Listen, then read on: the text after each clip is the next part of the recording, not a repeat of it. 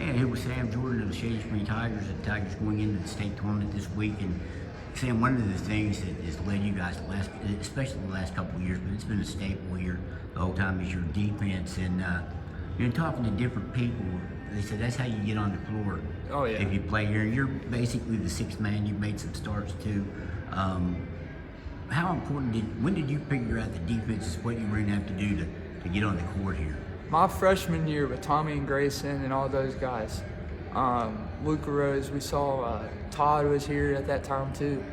We were really, it'd be varsity. It was the varsity starting five versus the blue team, the other 5 or 6, however many. And one day at practice, coach was like, if you're not going to play defense, you might as well just step off the court. And that stuck with me from freshman year, last year, and the year this year. Just that keeps running through my head 24/7 is that you have to play defense to get on this court. He's all coach's big defensive guy, and he likes offense. He cares a little bit about it, but his main thing is defense. And for you to get on that court, you have to play defense, and it just kept running through my head 24/7. How many times do you reckon that you've seen a team just get frustrated and basically give up because things weren't going their way? Oh, many times. Last year we saw a couple. This year we've seen a bunch. Freshman year we saw quite a bit too, because Tommy and Grayson and Luke, they would eat people up, and our bench was deep too. We had Haven, Braden, and Cole there too, so everybody roll in, roll out, roll in, roll out. But is defense better now than it was 3 years ago? You guys have been in it now for 2 years. Basically, the core of this team has been in this defense now for 2 years. Yeah. I'd say, no hate to any other past guys, but I would say personally, it's pretty close. I think we got them by maybe that much, maybe. But Coach said it one time, he was like, that's the best defense I've ever seen.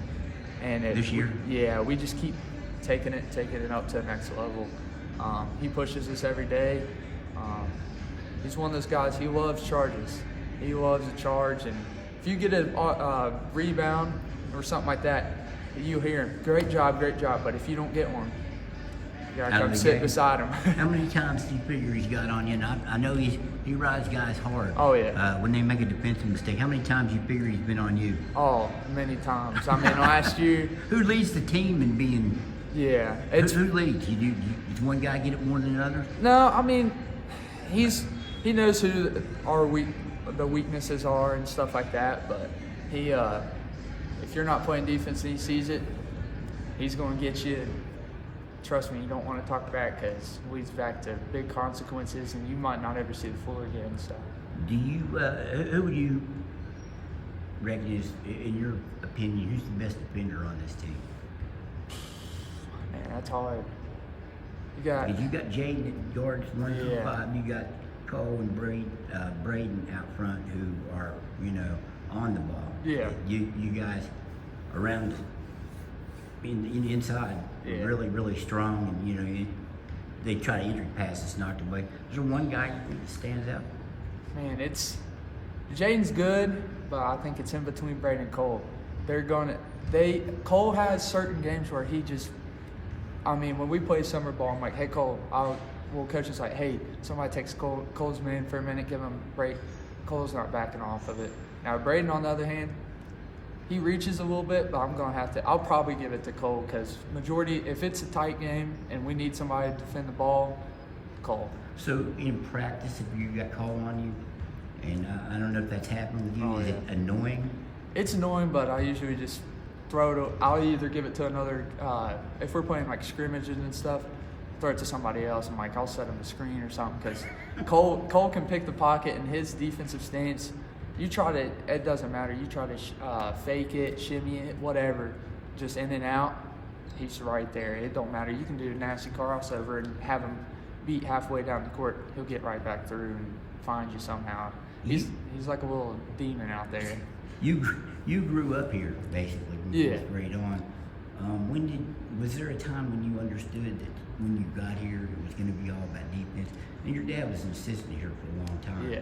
But I think really the defensive dominance probably started with Rodney Olson. Yeah, Here. Was there a time when you knew that's what you were going to have to do? My 8th grade year, they were playing.